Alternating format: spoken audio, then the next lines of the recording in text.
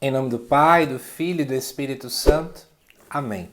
Amado irmão, amada irmã, é com muita alegria que estamos aqui para juntos estudar e meditar o Evangelho que a Igreja nos propõe para este domingo, solenidade da Assunção de Nossa Senhora. Diferentemente dos vídeos naturais, hoje eu vou ler o Evangelho de modo quebrado. Isso porque dentro do Evangelho nós temos dois trechos.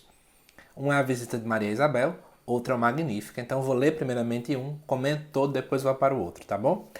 Peço de antemão desculpa se o vídeo ficar um pouco grande, é porque temos muitas informações para analisar aqui, tá certo? Sim, e antes que eu esqueça, amado irmão, amada irmã, estamos com o Instagram agora oficial do canal, @joselucas.galdino, e lá inclusive já teve algumas postagens e vão ter outras sobre essa solenidade, sobre explicações mais minuciosas dos textos bíblicos. Então você não pode perder, tá bom? Siga lá. Mas vamos lá, amados irmãos e irmãs. O texto que nós vamos ler primeiro vai até o versículo 45, que diz assim: Naqueles dias, Maria partiu para a região montanhosa, dirigindo-se apressadamente a uma cidade da Judéia.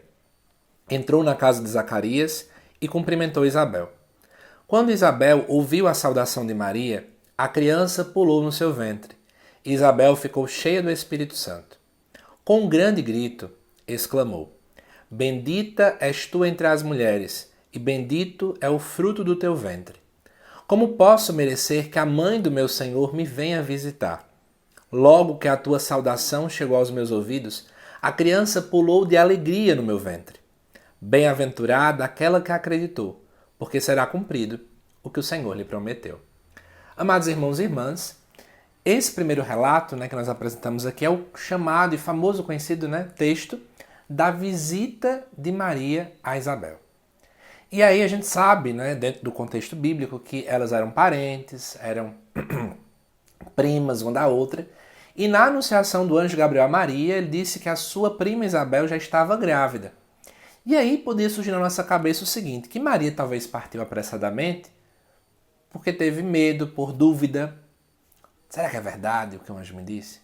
Mas na verdade, quando nós olhamos para o capítulo 1 do Evangelho de Lucas, a gente vê um contraponto entre Zacarias e entre Nossa Senhora. Zacarias duvida. Maria não. Não é à toa que a pressa dela sempre é interpretada com outra análise. Não é nada de dúvida. É uma pressa de alegria. É uma pressa de quem tem urgência. E antes que você comece a dizer que essa pressa de Maria de urgência era de cuidar da gravidez da prima, na verdade a pressa que ela tinha era de anunciar, de levar o Messias. Já começamos então a primeira reflexão sobre Nossa Senhora. Nós precisamos, como Maria, termos pressa em anunciar o Messias, em anunciar Jesus Cristo. O dogma da Assunção de Nossa Senhora é sempre esse dogma que aponta que aquilo que aconteceu em Maria, um dia acontecerá conosco. Então podemos pensar, assim como Maria correu apressadamente, nós também precisamos correr apressadamente. Aqui diz que Maria vai então para uma região montanhosa. É interessante como se a gente estivesse sentindo que nós voltamos agora para toda aquela cena desértica do Antigo Testamento. Com efeito, o Evangelho de hoje é um retorno ao Antigo Testamento. Diz que ela vai apressadamente, como eu já comentei, a uma cidade da Judéia. Ela entra na casa de Zacarias e cumprimenta Isabel. E aí sai de cena Zacarias, sai de cena, se quiser colocar José aqui, fica o foco entre Maria e Isabel.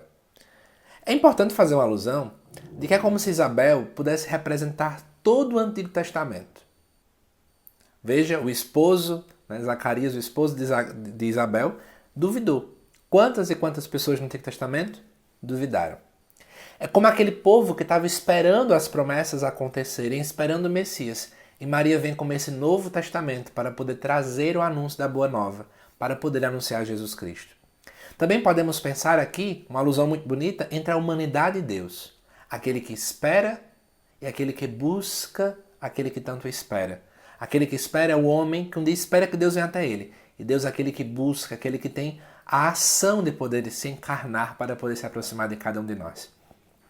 E aí, quando Isabel apenas escuta a saudação de Maria, obviamente Maria, como uma judia, disse Shalom, a paz, automaticamente a criança pula no seu ventre e Isabel fica cheia do Espírito Santo. Ou seja, essa alegria que surge aqui na criança também depois vem juntamente com a graça do Espírito Santo.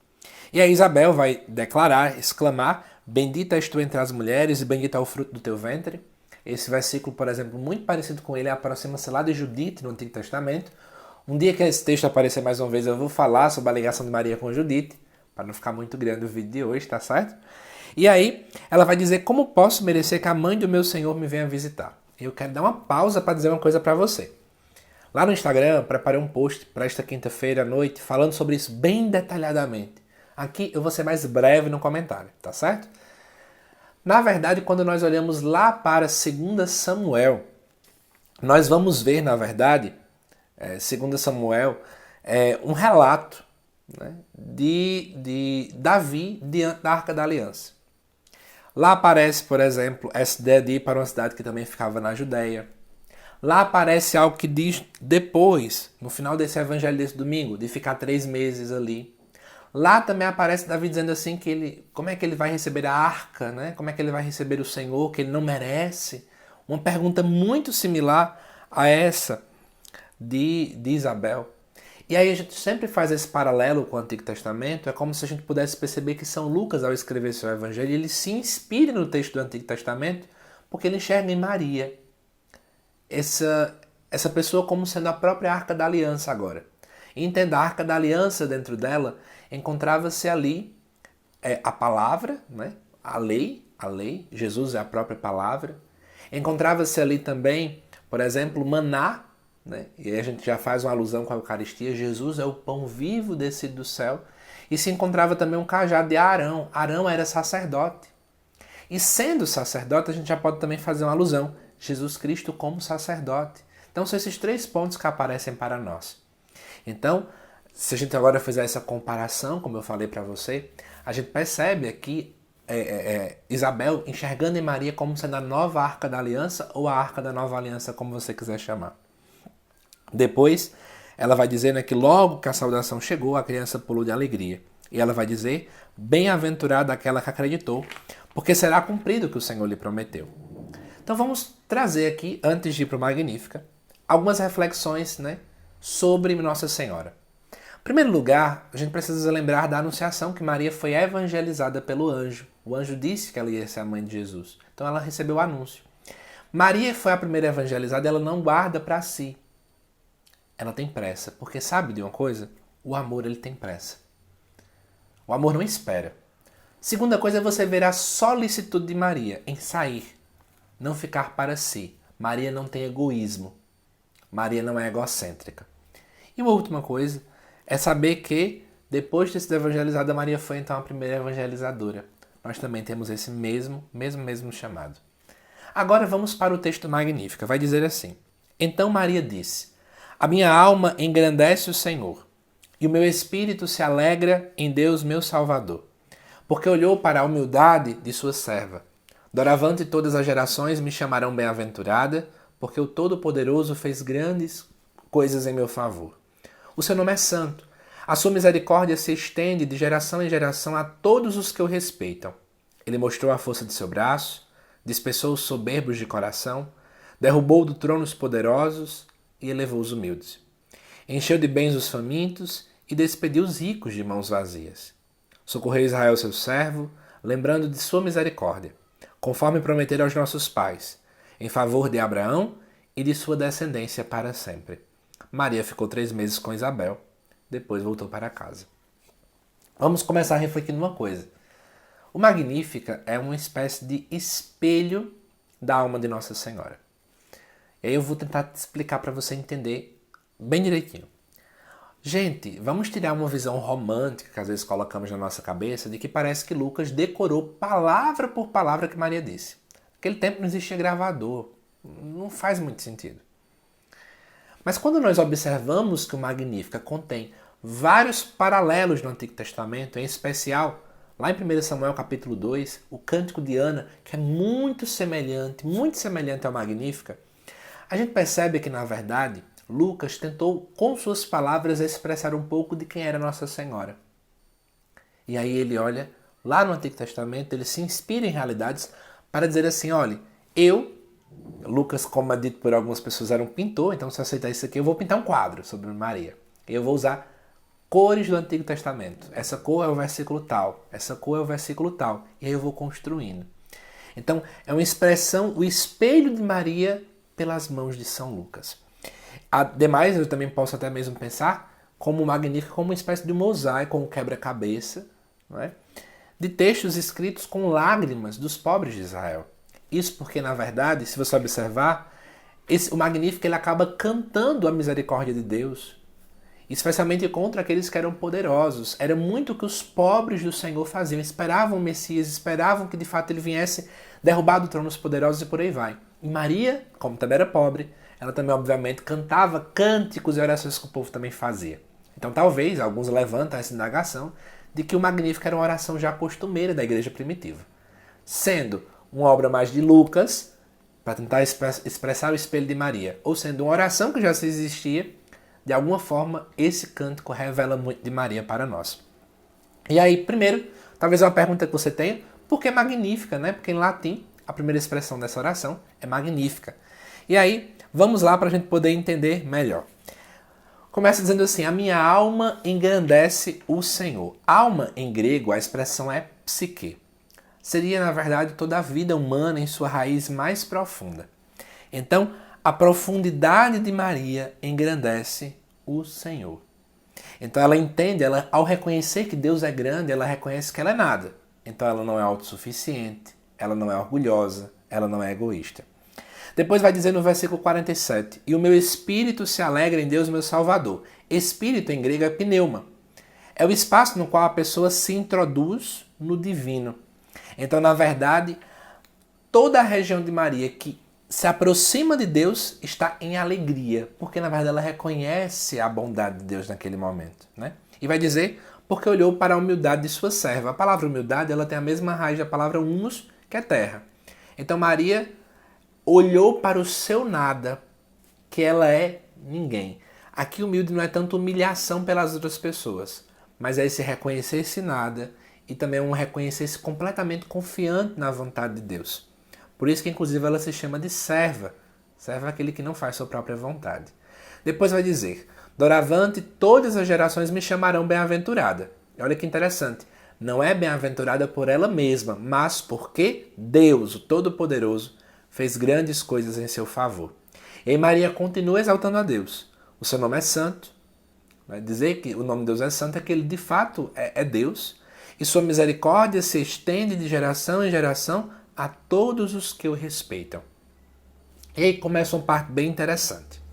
Vamos contar comigo a quantidade de frases agora que vão aparecer. Primeiro, ele mostrou a força de seu braço, uma ação de Deus. Segunda, dispersou os soberbos de coração. Terceiro, derrubou do trono os poderosos. Quarto, e elevou os humildes. 5, encheu de bens os famintos. 6, e despediu os ricos de mãos vazias. 7, socorreu Israel seu servo, lembrando de sua misericórdia, conforme prometera aos nossos pais. Percebeu que foram 7 ocasiões em que Maria, né, dentro do Magnífica, acaba lembrando de ações, todas no passado, né? São ações meio que do Antigo Testamento, digamos assim. 7 para um judeu era o número de plenitude. Então Maria revela o todo da ação de Deus em 7 expressões básicas. Maria resume a Bíblia. O Magnífica poderia ser um grande resumo, um grande compêndio da história da salvação dita pela boca de Maria. E ela acaba, obviamente, né, meio que profetizando um pouco, né? Porque aquilo que ela fala no passado também está para acontecer no presente e para todo sempre. Então ela canta o amor de Deus em seu Magnífico. Ela canta o grande amor de Deus. Ela canta que esse amor vai, inclusive, até aqueles que são tementes, que temem a Ele. Por isso que a sua misericórdia se estende de geração em geração sobre os que o temem. Mas, ao mesmo tempo, ela proclama que Deus transforma a história. Por isso que Maria é uma profeta. É aquela que anuncia o amor, mas também denuncia aquilo que foi feito de errado. É mais ou menos uma espécie de uma profissão de fé mesmo de Nossa Senhora, em forma de cântico. E aí, ainda quero dizer uma coisa para vocês também, que Maria torna-se então uma grande anunciadora da misericórdia e, por fim, ela ainda recorda das promessas que foram feitas lá no Antigo Testamento. E aí eu faço agora uma reflexão olhando para o Magnífica para a gente terminar o nosso vídeo. Primeiro, olhando para o início do Magnífica, nós somos pessoas que compreendemos que quem é tudo é Deus e eu sou nada. Porque muitas e muitas vezes parece que nós nos colocamos como uma quarta pessoa da Santíssima Trindade. É Deus no céu e eu na terra.